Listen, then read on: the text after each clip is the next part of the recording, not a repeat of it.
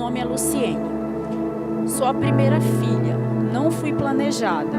Nasci em um contexto de muita pobreza, mas nunca me faltou o básico. Meus pais eram lavradores e até os 5 anos eu fui a única filha. Ficava muito sozinha, pois os meus pais trabalhavam muito e morávamos num lugar longe de tudo, na roça. Meus pais estavam sempre ocupados. Minha mãe era brava e muito rígida. Meu pai tinha problemas com alcoolismo. Quando eu ia completar 5 anos, o meu irmão Luciano nasceu.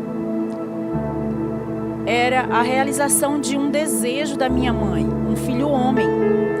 A partir daí, fiquei ainda mais isolada, quieta, sozinha. Brincava com o que encontrava pela frente. Pedras, plantas, falava com os bichos e era muito chamada a atenção, fazendo certo ou errado. Se fizesse alguma coisa, traquinagem, apanhava. Nessa fase, além do isolamento, desenvolvi a necessidade de aprovação da minha mãe, sem nem mesmo perceber. Meu pai tentava compensar a ausência da minha mãe. Me levava para a feira com ele, comprava doces e fazia o que podia para me agradar. Aos 7 anos, chegou o tão esperado tempo.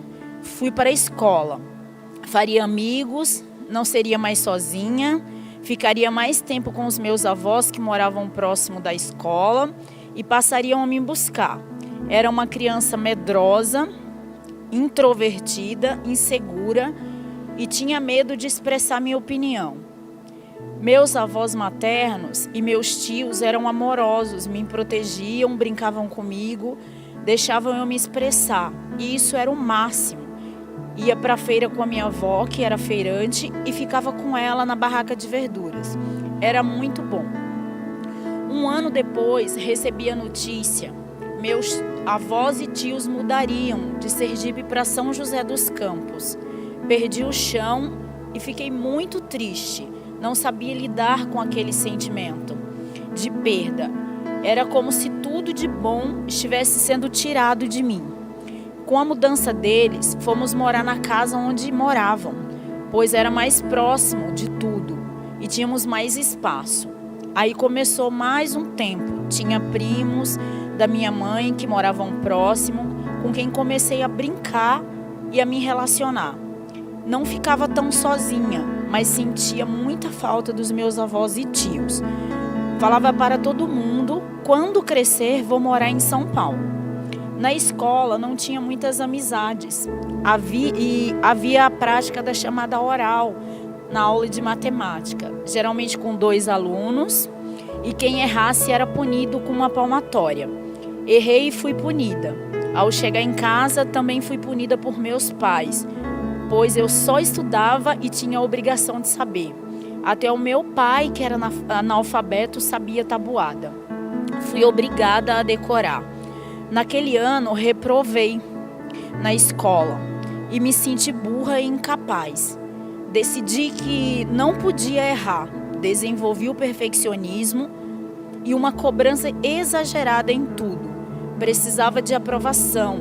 Sofria calada, pois tinha medo de me expressar e demonstrar fraqueza. Diante de tudo e das surras, muitas vezes sem motivo, da minha mãe, decidi que iria crescer e sairia de casa para morar com os meus avós. Um tempo depois, recebemos a notícia de que o meu avô havia morrido. Foi muito ruim. Fiz mais votos secretos. Não quero mais ter mais de um filho. Se eu tiver, vou ser independente, vou me libertar desse lugar horrível e escrever uma história 100% diferente dos meus pais. Na adolescência, sofri agressão físicas e verbais por parte da minha mãe. Você não parece nem com o solado dos meus pés. O seu cabelo é duro e dá muito trabalho. Você é muito magra.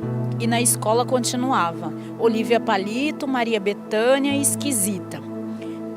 Cresci acreditando ser feia, desajeitada, incapaz de atrair a atenção de alguém e tive vários amores platônicos. Aos 16 anos, após uma surra da minha mãe, até as minhas costas sangrarem e o meu pai me tirar das mãos dela no meu pescoço, ele decidiu me deixar vir morar com a minha avó. Ao chegar aqui, eu descobri que tinha 2 primos, um da minha idade, descolado, seguro, cheio de amigos, e logo nos tornamos como irmão. Ele me ajudou muito. Arrumei trabalho, estudava e decidi criar uma nova pessoa e deixar a outra Lu para trás. Logo fiz amizades, todas superficiais. Comecei a ir a festas, baladas. Então decidi ir para a academia, cortar e alisar o cabelo. Aprendi a me maquiar. Fazia tudo para chamar a atenção, principalmente dos homens. Tive vários relacionamentos destrutivos. Continuava vazia e cada dia mais obstinada pelo corpo. Minha vida era trabalho, academia e farra. Aos 21 anos, sofri um acidente gravíssimo, voltando de uma balada. E no período, perdi a minha mãe. Por causa do acidente, não fui ao velório. O médico não liberou minha ida. Após 4 anos da morte da minha mãe, fui chamada ao hospital e a minha avó havia falecido. Não tinha como explicar aquela dor. Minha mãe, amiga, exemplo, partiu e nunca mais iria vê-la. Um tempo depois, recebi a notícia que o meu amigo e primo estava com câncer na coluna. Começou a saga de tratamento e quando tudo parecia ter terminado, um coágulo e metástase na cabeça. Um longo tempo de mais tratamento e dor. Deus o recolheu. Mais uma dor sem tamanho e a sensação de que Deus não me amava e levava tudo o que eu amava embora. Decidi não amar mais ninguém e viver superficialmente. Era uma pessoa muito difícil de conviver. Desconfiada, brava e cheia de julgamentos. Nessa época, mudei de trabalho e então conheci o Eduardo e uma cliente que me falava de Jesus para mim. Um dia aceitei ir a uma reunião de oração e Deus falou muito comigo. Na semana seguinte voltei e aceitei Jesus. Me batizei e algumas coisas mudaram, mas ainda era religiosa, arrogante, cheia de mágoas e dores. Já havia ouvido falar do 30 semanas e desejava fazer. Há 4 anos, após uma celebração, decidi fazer parte da IC e também fazer o ciclo 30 semanas. No primeiro ciclo, tratei rejeição e nas primeiras partilhas não conseguia falar que era filha amada de Deus. Até que um dia consegui e foi libertador. Encontrei uma confidente, decidi me abrir e fui conduzida por Deus e por minha confidente a falar das minhas dores. Confiar um grande desafio, mas aos poucos fui me abrindo e aprendendo a confiar em Deus e nas pessoas. Perdoei a minha mãe e pela primeira vez senti falta dela e chorei no Dia das Mães por não tê-la.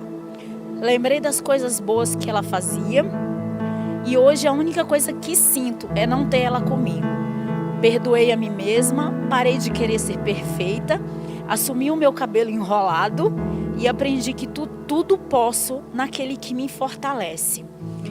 Há 3 anos perdi meu pai. Foi triste, mas chorei e vivi o luto.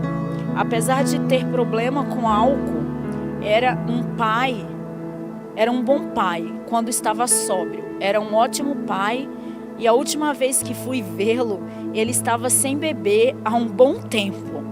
Pediu para eu deitar ao lado dele e foi diferente para mim. Parecia que estava se despedindo. Ficou me olhando e conversando.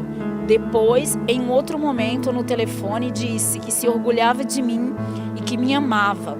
Foram momentos inesquecíveis. Meu pai nunca tinha feito isso antes. Um presente de Deus, restaurando a minha paternidade biológica também. Continuei fazendo ciclos, tratei a baixa estima e hoje não tenho mais problema com o meu corpo nem o cabelo. Sei que não há nada de errado comigo. Tenho vivido um dia de cada vez, aprendi a ser filha, sei que coisas difíceis acontecem e que Deus não é pai castigador que tira tudo que amo. Fui no ano passado na minha terra natal, Sergipe. Fiz as pazes com a minha origem, com o meu passado, visitei a casa que morei com os meus pais, conversei com meus irmãos, descobri que aquele lugar faz parte da minha história e que tem coisas boas e ruins como qualquer outro lugar, e me orgulho das minhas origens. Fazer essa viagem também me fez vencer o medo de ir ao aeroporto sozinha. E foi uma viagem maravilhosa, onde pude curtir a minha própria companhia. Foi transformador. Salmo 3,3 diz: Mas tu, Senhor, és espírito e escudo ao redor de mim, e a minha glória, e aquele que me exalta a minha cabeça. Em 2019, venci algo importante. Depois de 10 anos trabalhando para um casal, como se fosse da família, chamaram toda a equipe e avisaram que fechariam o estabelecimento de trabalho em 4 dias. Foi um choque. Se afastaram de mim, fiquei magoada e sem entender. Então, há um tempo encontrei na IC e, ao encontrá-los, não senti nada. Estava com o coração em paz. Obrigada pelo silêncio de vocês.